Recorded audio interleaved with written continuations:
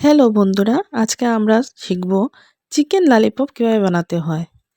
আজকে আমি chicken ললিপপটাকে ready করে নিচ্ছি। এখন লবণ দিয়ে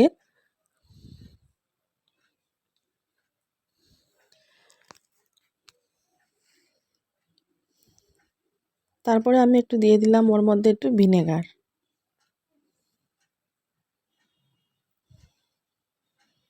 2 চামচের মতো ভিনেগার দিয়ে দিলাম।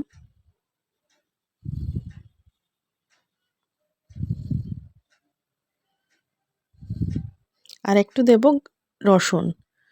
রসুনটাকে আমি কুচি করে নিয়েছি। রসুনটাকে উপরে দিয়ে ভালো করে ওইটাকে আমি হাত দিয়ে মেখে ম্যারিনেট করে রাখবো।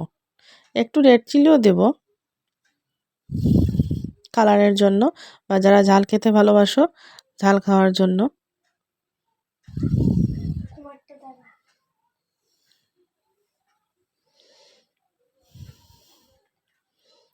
একটু হলুদও দিয়ে দিচ্ছি শুধু কালারের জন্য।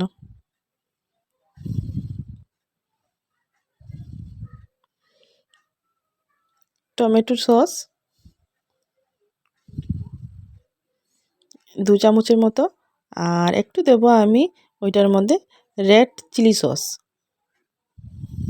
এটাও 2 চামচ দিয়ে দিচ্ছি।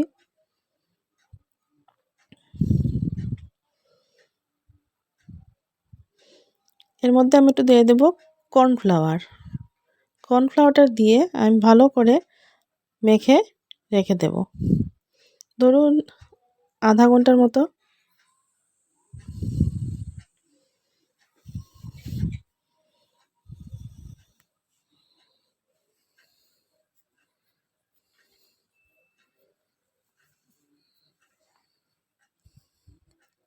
ভালো করে মেখে নিয়েছি চারপাশে, যাতে লবণটা লেগে যায় এবং কালারটাও সুন্দর হয়।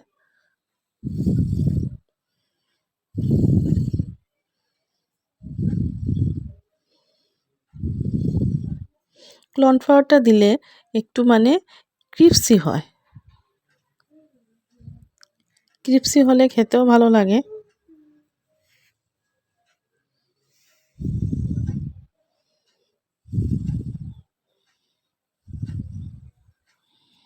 বাচ্চারা তো চিকেন ললিপপ খেতে অনেকই ভালোবাসে। আর যদি বড়রা খায় তাহলে একটু স্পাইসি হলেই চলে, কিন্তু ছোটরা খেলে এত স্পাইসি দেওয়াটা ঠিক নয়। এখন আমি এটাকে আধ ঘন্টার মতো ঢেকে রেখে দিলাম। আমার আধ ঘন্টা হয়ে যাওয়ার পর, এখন আমার আধ ঘন্টা হয়ে গেছে। এখন আমি এটাকে শুধু অয়েলের মধ্যে ফ্রাই করে নেব।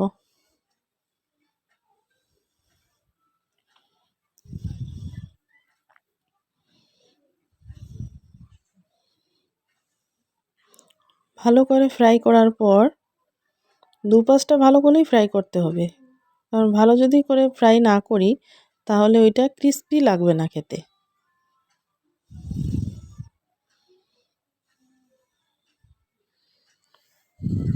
আমি এখন চিকেন ললিপপটাকে ভালো করে একদম স্পাইসি করে কুরকুরে করে একদম ওইটাকে ভেজে নিয়েছি। এখন আমার যেগুলা জিনিস আছে আমি ওইটাকে রেডি করে রেখেছি, ওইগুলো আমি আপনাকে দেখাচ্ছি। ওইগুলা হলো টমেটো কুচি এবং সবুজ যে পেঁয়াজের কলি থাকে ওইগুলো আমি একটু কেটে নিয়েছি, রসুন নিয়েছি, কাঁচা মরিচ নিয়েছি, আর আদা নিয়েছি, আর একটু ধনেপাতা নিয়েছি, আর অবশ্যই একটু অনিয়ন নিয়েছি, ওইটাকে কেটে ডুমো ডুমো করে কেটে রেখে দিয়েছি। এখন আমি কড়াইয়ের মধ্যে প্রথমেই দিয়ে দিলাম আমার আদা কুচিগুলো।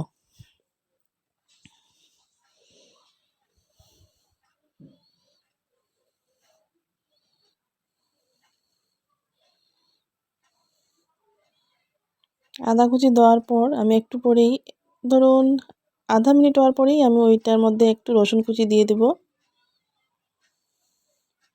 রসুন কুচিগুলো বেশি ভাজার দরকার নেই, বেশি ভেজে গেলে ওইটা মুখের মধ্যে পড়লে তিতো লাগবে।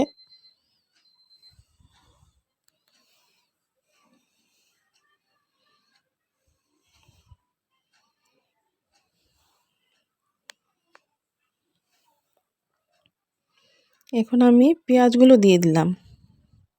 পেঁয়াজগুলো একটু এইভাবে ডুমো ডুমো করে কাটবেন, তাহলে মজা লাগে দেখতে।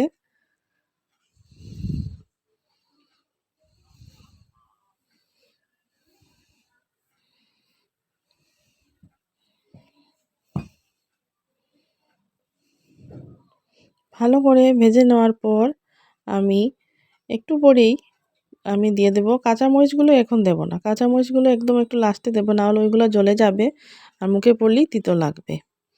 এখন আমি দিয়ে দেব টমেটো কুচিগুলো। টমেটো কুচিগুলো দিয়ে একটু ভালো করে নাড়িয়ে দেব, যাতে মানে টমেটোগুলো একটু নরম হয়ে যায়, যাতে ভালো হয় খেতে, জুসটাও ছেড়ে দেয় টমেটো থেকে। তারপরে সবজিগুলো একটু সটে হয়ে গেলে তারপরে আমি দিয়ে দেব কাঁচামরিচগুলো।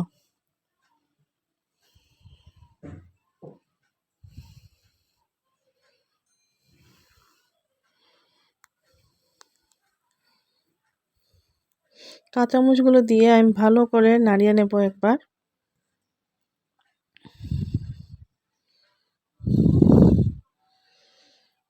এখন আমি ওইগুলোর মধ্যে একটু একটু করে আমার আগে যে মশলাগুলো দিয়েছিলাম চিকেন ললিপপগুলো ম্যারিনেট করার জন্য, ওইগুলোই আবার আমি একটু করে এখানে দিয়ে দেব। একটু লবণ দিলাম,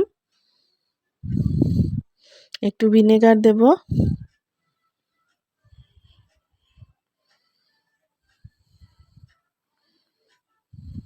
ধরুন 1 চামচের মতো ভিনেগার দিয়ে দিলাম।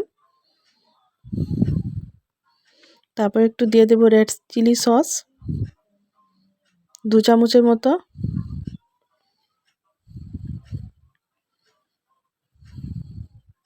তারপরে দিয়ে দেব একটু আমি টমেটো সস, ওইটাও 2 চামচের মতো।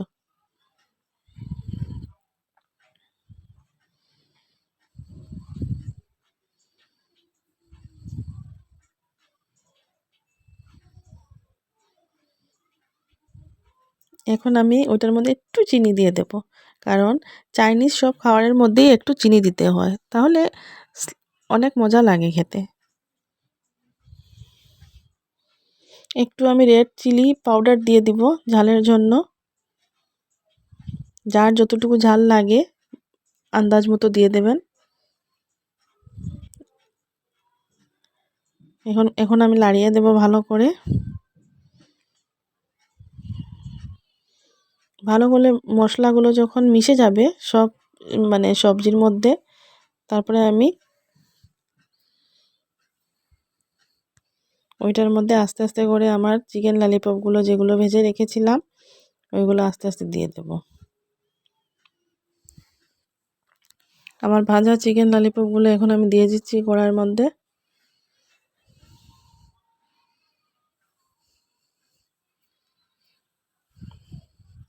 এখন আমি বেশি সময় করব না, একটু ভালো করে নাড়িয়ে নেব।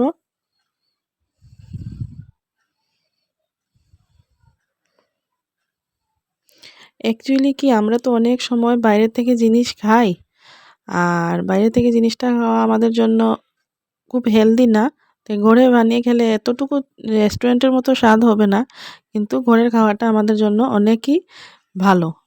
এখন আমি দিয়ে দিচ্ছি ওই যে পেঁয়াজের কলিগুলো কেটে রেখেছিলাম, ওইগুলো দেখতে একটু ভালো লাগবে আর মুখে পড়লে, কারণ এখন তো শীতের মরশুম, এই সবজিগুলো খেলে অনেকই ভালো লাগে, একটা মানে সুন্দরী গন্ধ পাওয়া যায়, দেখতেও ভালো লাগে। বন্ধুরা, আমার যদি ভিডিওটা ভালো লেগে থাকে প্লিজ সাবস্ক্রাইব করে দেবেন, আর আমার চ্যানেলটাকে সাবস্ক্রাইব তো করবেনই আর লাইক করবেন প্লিজ।